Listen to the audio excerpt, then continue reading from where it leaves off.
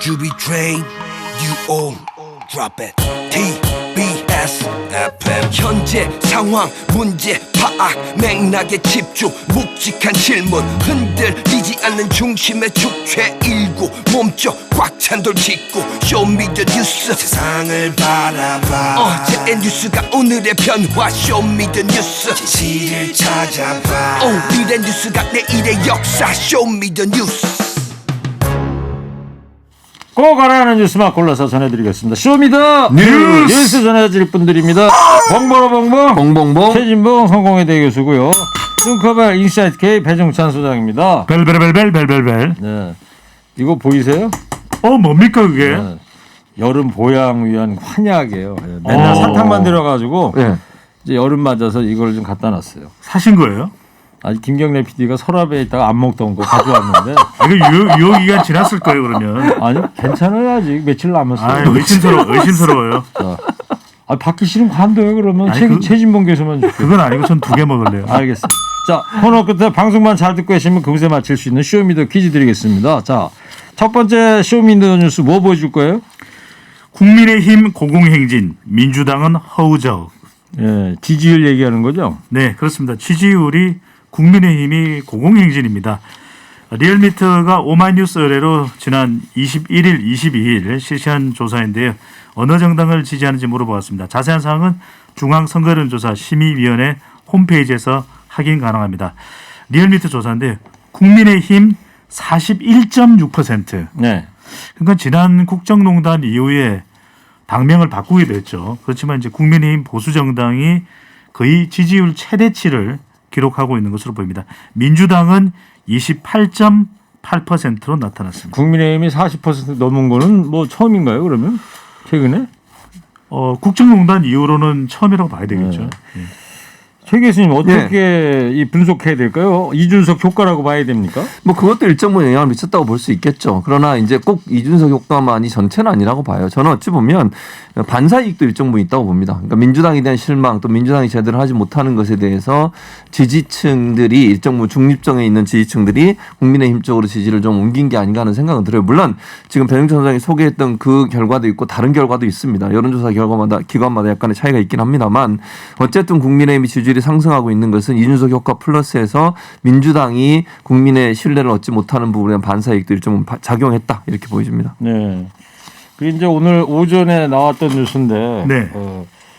워낙 27일 날 뭐 예정이었었는데 윤석열 전 총장이 29일 날 화요일 날 드디어 대선 출마 선언한다고 기사가 났어요. 네, 그렇습니다. 이거 윤석열 전 총장 측에서 공식적으로 밝힌 내용이고요. 장소는 윤봉길 기념관에서 하기로 했고요. 양재동에 있는 거죠? 예, 그렇습니다. 6월 29일 하면서 6.29 선언이 있었던 날이기도 합니다. 그러네요. 예, 그래서 아마 일정을 그렇게 잡은 것처럼 보여지고요. 또 휴일에 원래 하는 것처럼 알려졌잖아요. 일요일 날. 근데 화요일로 옮긴 것도 휴일에 하는 것이 좀 언론의 집중 조명을 받는데 부담이 됐을 가능성도 있을 것 같고요. 다만 중요한 건 이제 29일 날 대권 도전을 선언한다고 하니까 그날 공식적으로 선언을 하겠죠. 이벤트를 만들 텐데 저는 윤 전 총장이 그날 또 질문을 받고 어떤 대답을 할까가 저는 중요할 거라고 생각해요.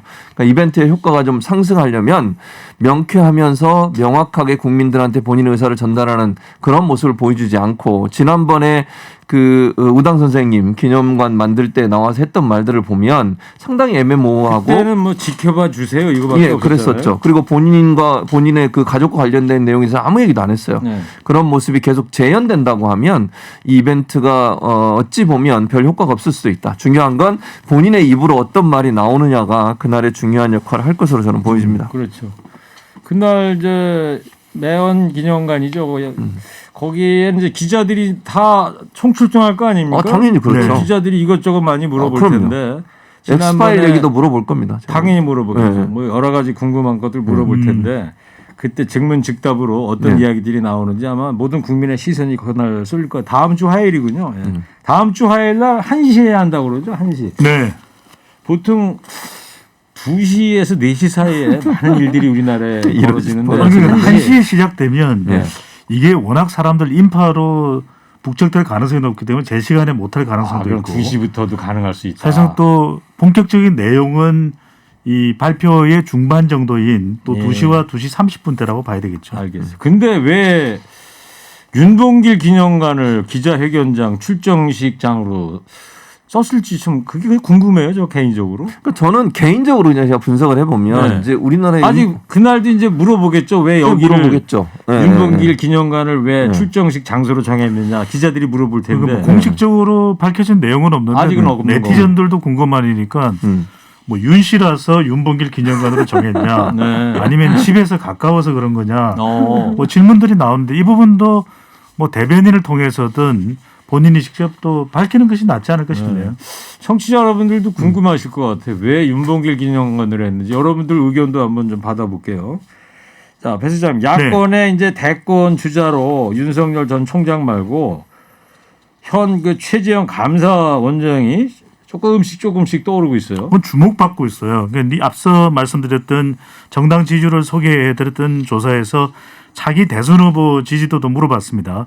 이 조사 결과에서 윤석열 전 총장이 32.3%, 높은데 이렇게 생각하실 수 있는데 같은 조사 기관의 조사에서 이제 조사 결과에서 보면 지지율이 좀 빠졌어요. 네. 그러니까 이른바 대변인이 사퇴하고 또 엑스파일 논란이 좀 악재로 작용을 한 것으로 보이고 이재명 경기지사도 살짝 빠져서 22.8%. 그런데 못 봤던 사람의 이름이 등장합니다. 누구예요? 최재형 예. 감사원장이 3.6%.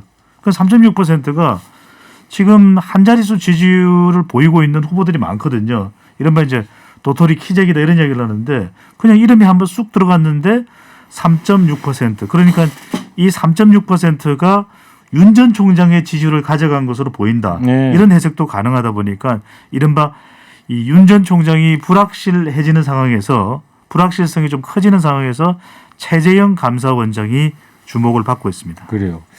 아까 저 윤봉길 기념관 윤석열 전 총장이 장소로 택한 이유 아까 말씀하려다가 그러니까요. 예. 말을 하려고 했는데 배 소장이 치고 들어오는 거 예. 제가 말을 못했습니다.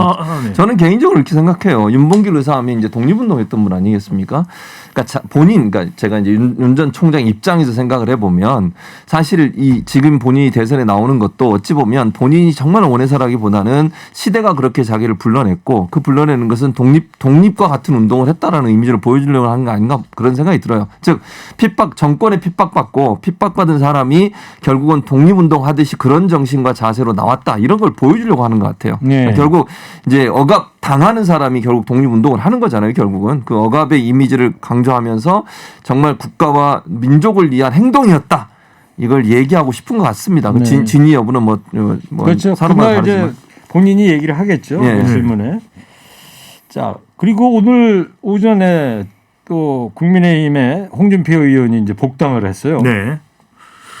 국민의힘 복당을 하면서 이제 맏아들이 돌아왔다 이런 이야기를 했는데 첫 일성으로 그 얘기를 했더라고요. 그러니까요. 홍준표 의원이 이제 무소속으로 있다가 당적을 찾아서 국민의힘 이제 의원이 된 것인데 오늘 이제 국민의힘 비공개 최고위원회에서 결정이 된 상황인데 살짝 고비가 있었습니다. 약간의 고비가 있었는데 뭐냐면 홍준표 의원이 한 라디오 방송에서 윤석열 엑스파일과 관련해서 홍 의원이 잘할 것이다.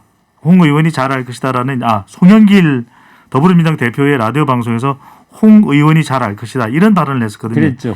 이것에 대해서 홍 의원은 어떻게 이 관련 내용을 또 추가적으로 발언을 했냐면 불법 사찰 운운으로 피해갈 수 있겠나 윤석열 전 총장을 향해서 이렇게 이제 발언을 하다 보니까 이준석 대표가 이게 이런 발언을 하고 공격을 하는 것이 좀 아마추어적이지 않느냐 이런 이야기를 해서 윤 전 총장에 대한 발언 견해가 이 복당에 조금 걸림돌이 될 수도 있겠다 이렇게 생각했는데 뭐 이게 큰 문제가 되지는 않았습니다. 네. 최고위원회의에서 그러니까 비공개로 했다는 것은 반대 의견이 없이 통과됐다고 하거든요. 네. 그런 만큼 이제는 국민의힘 의원이 되면서 대권 가도에도 박차를 가할 걸로 보입니다.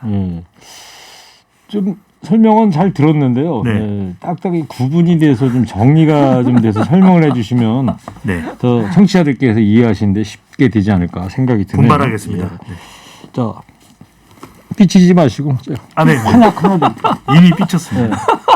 그 갱년기에 좋대요. 네. 네. 자, 태 교수님, 예.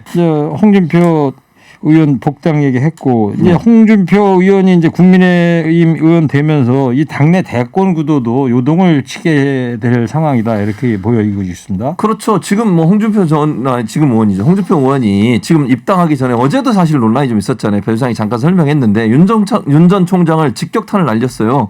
본인이 불법 사찰했던 사람 아니냐 이렇게 막 주장을 했잖아요. 왜냐하면 검찰총장 할 때 검찰은 사실은 범죄 정보라고 그래서 정보 수집하면서 사찰 다 한다. 그거 다 하는데 본인이 사찰했으면서 무슨 사찰 당한다고 그런 얘기를 하느냐. 직격탄 날렸죠. 네. 결국은 앞으로 윤 전 총장을 지속적으로 공격할 가능성이 있다고 봐요. 본인이 지금 대선을 나가려고 준비하고 있지 않습니까? 가장 지지율이 높은 야권에서 윤석열 전 총장을 공격하는 것이 본인의 지지율 상승에 도움이 된다고 판단했을 거라고 저는 봐요. 네. 왜냐면요. 1등 후보를 공격해야 본인이 부각이 돼요. 그럼 논란이 되고 그러면 지지율이 올라갈 수 있는 상승세를 잡을 수 있다고 보고 아마 홍준표 의원은 계속 그렇게 행동을 할 거라고 저는 봅니다. 앞으로도 계속 그런 얘기를 할 텐데 어제 일어났던 일 중에 하나를 우리가 놓치면 안 되는 부분이 있어요. 잘 언론에 보도가 안 되고 있지만 이준석 대표가 그 얘기 듣고 뭐라고 그랬습니까? 제주도에서. 배주상도 잘 기억하겠지만 그랬어요. 이거 입당에 영향을 미칠 수도 있다. 그 말을 했거든요. 그런데 오늘 최고위에서 어떻게 됐습니까? 만장일치입니다. 이게 뭘 의미하는 걸까요? 저는요.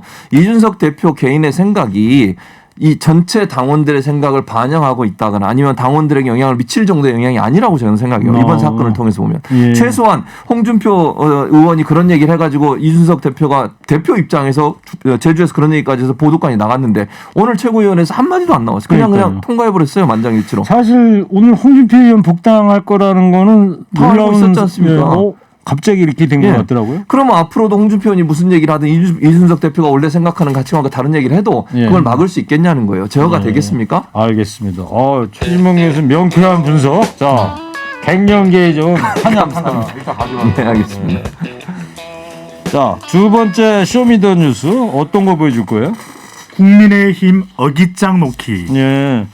수술실 CCTV 얘기하는 거죠. 아까 허리케인 데스크에서도 조금 전해드렸는데. 관심이 많죠. 그러니까 수술실 CCTV 의무 설치 관련된 여론이 나온 것은 그만큼 이제 의료 불법 행위가 또 자행되고 있고 또 성추행도 발생을 하고 있고 또 수술실에서 의료진과 또 간호사들이 파티를 열었다. 이것도 사실 있어서는 안 되는 일이잖아요. 그렇죠. 그래서 이제 국민들 관심이 높고 그러다 보니까 CCTV 수술실에 설치하자 이 법안이 이제 발의가 되고 법안이 나왔는데 상임위원회의 문턱조차 넘지를 못했습니다.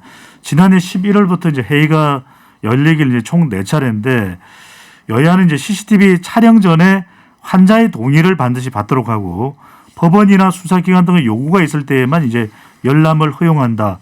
이런 이제 조건이 필요는 하겠죠. 네. 이거에는 이제 동의를 했는데 CCTV를 어디에 설치한 것인가에 대한 논의는 또다시 발목이 잡히고 말았다. 이게 국민의힘이 그만큼 이제 적극적으로 나서지 않고 있다는 것인데 올 초부터 CCTV 설치와 관련해서는 수술실에 들어가기 전에 입구에 CCTV를 설치한다. 이런 논의까지는 진전이 됐거든요. 그런데 그렇게 해서는 정작 수술실에서의 수술 행위는 이 촬영이 안 되는 것이기 때문에 사실상 그거는 의미가 없다. 이런 상황에서 계속 논의가 되어 왔었죠. 알겠습니다. CCTV가 오늘 중요할 것 같아요. 중요합니다. 네. 밑줄 몇 개 쳐요? 밑줄 6개. 왜요? 6년간 논의가 되어 왔습니다. 그래서 6개다. 네. 예. 심오한 뜻이 있었군요. 예. 간단한 뜻이죠. 간단한 뜻입니까? 왜 삐쳤어요? 아니요. 무슨 말을 못합니까? 제가 무슨 말을 하면 부족하다, 뒤죽박죽이다. 최진봉 교수님이 이야기를 하시면 삐쳤습니다. 이거 정말 걸작이에요. 에이. 이거 삐친 겁니다. 이거 너무 하시는 거 아니에요? 선장이 이렇게 나오는 건 삐친 겁니다. 제 편은 아무도 없네요. 청취자들이 있어요. 제 편은 그럼요. 없어요. 청취자가 있습니다. 계순정님께서 배종찬 소장님 스타일 여전하시고 멋있어요. 역시. 그렇습니다. 계순정님께 뭐 커피 쿠폰 삐치지 마시고요. 자, 최 교수님, CCTV 둘러서 양측 입장은 어떻게 다르고 있습니까? 일단 민주당은 지금 배 소장이 잘 설명해 주셨지만 이거 의무적으로 설치해야 된다. 왜냐하면 지금 수술 과정에서 이번에도 문제가 대리 수술 또는 뭐 자격도 없는 사람이 수술을 하거나 아니면 성추행 뭐 이런 것들도 있었고요. 그 안에서 뭐 정말 환자들이 모르는 가운데 온갖 못된 일이 벌어지고 있으니 이런 부분들을 좀 바로잡기 위해서는 이런 막기 위해서는 반드시 필요하다고 지금 주장을 하고 있는 상황인데요. 국민의힘에서는 이게 수술실 입구에 설치하는 것으로 다 됐다. 이렇게 주장을 하고 있어요 지금. 그리고 이게 만약에 내부에 설치가 되면 의사들이 수술하는 과정에 있어 상당히 압박감이 들어서 제대로 수술을 못할 수도 있다.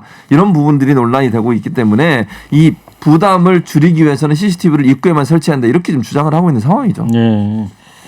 근데 그 의사협회 쪽이나 뭐 국민의힘 쪽의 의견에 대해서도 좀 인정할 수는 있는 상황입니다만 네. 제가 이 피아노를 배우면서 느껴보는 건데 저 혼자 칠 때하고 이 누군가 쳐다보고 있을 때하고 달라요 마음가짐이.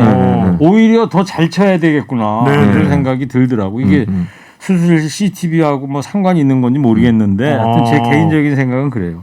그러니까 많은 국민들이 70% 이상이 내부에 설치한다는 여론이 높다는 거 아니에요? 80%에 가깝습니다. 80%? 리얼미터가 YTN의 의뢰를 받아서 18일 실시한 조사인데요. 자세한 사항은 조사기관의 홈페이지에서 확인 가능합니다. 수술실 CCTV 의무 설치에 대해서 물어봤는데요. 찬성 의견이 78.9%, 응답자 10명 중 8명에 가까운 숫자고요. 반대한다는 응답은 17.4%에 그쳤습니다. 네. 아, 지금 배 수장님 화이팅 뭐 네. 응원 문자 많이 오고 있고요. 네. 배 수장이 얘기하는 순간에 600명을 넘으셨어. 축하합니다.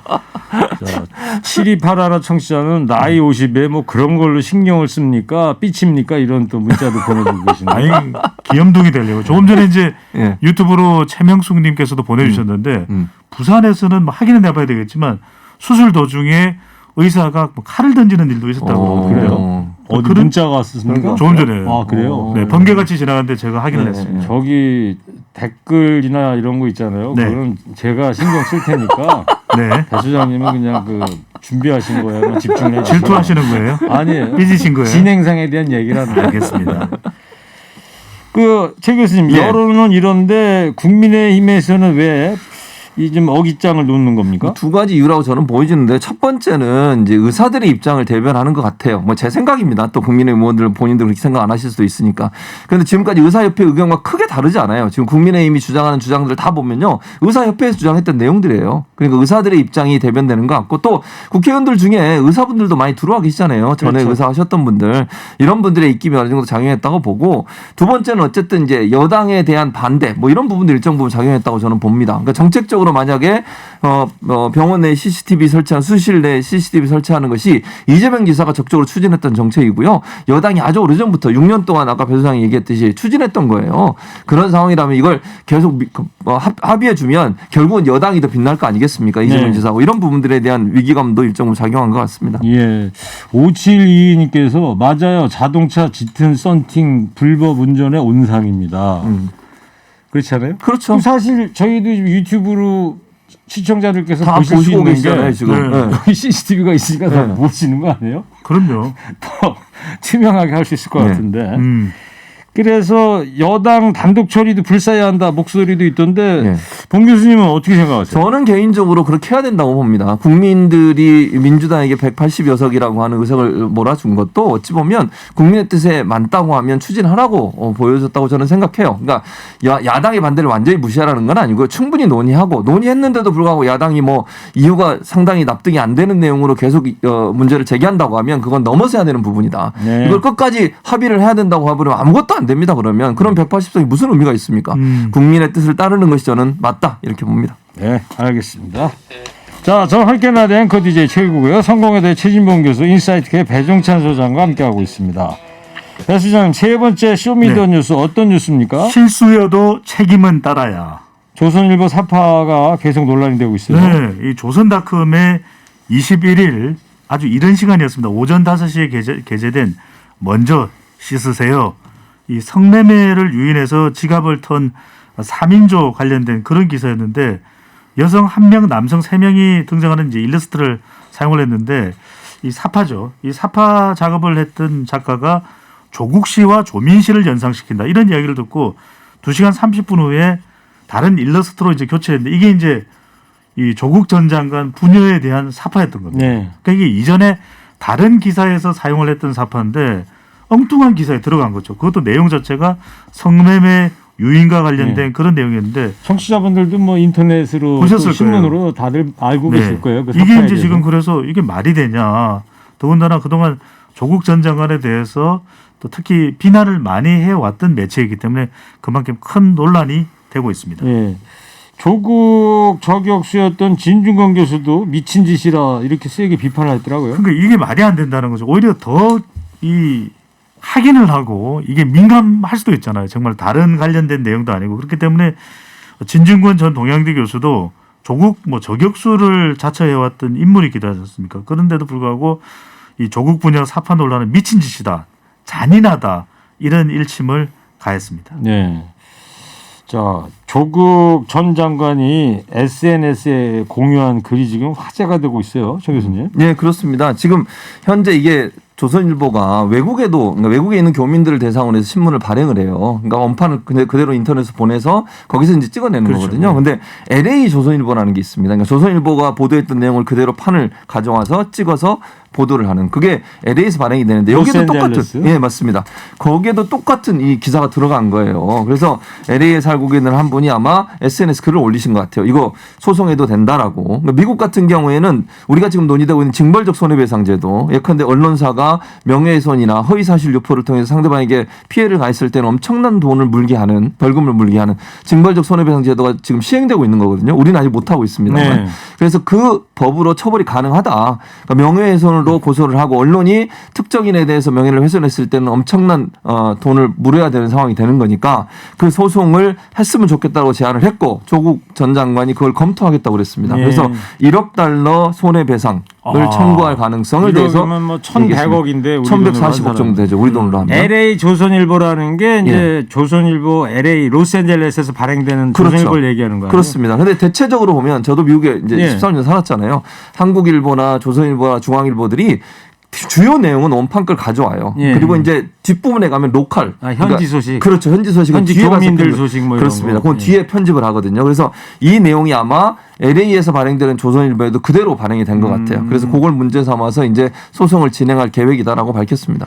미국 같은 경우에 보면은 예. 이 건을 떠나서 작은 거에도 이렇게 천문학적인 고소 같은 걸 그럼요. 많이 하잖아요. 엄청나게 많이 합니다. 예. 그러니까 우리하고는 전혀 다르더라고요. 그걸 우리가 징벌적 손해배상제도로 하거든요. 그러니까 네. 형사소송은 피할 수 있지만 민사적으로 엄청난 돈을 물게 해서 그런 일이 발생하지 않도록 미리 예방하는 효과가 있는 거거든요. 그래서 언론뿐만이 아니고 예. 다른 뭐 형사라든가 이런 거 예. 뭐 길 가다가 다쳤다든가 그럼요. 그럴 때도 뭐 시장을 상대로 뭐 네. 어마어마한 소송을 제기하고 그런 또 경우가 있던데. 그 전에 그런 것도 기억나실 거예요. 맥도날드라는 그렇죠. 회사 있었지 않습니까? 주의를 그렇죠. 할머니 그 어르신께서 그 커피를 주문했어요. 근데 네. 거기에 안 써 있었던 거 뜨거우니 조심하세요라는 말. 예전에 없었거든요.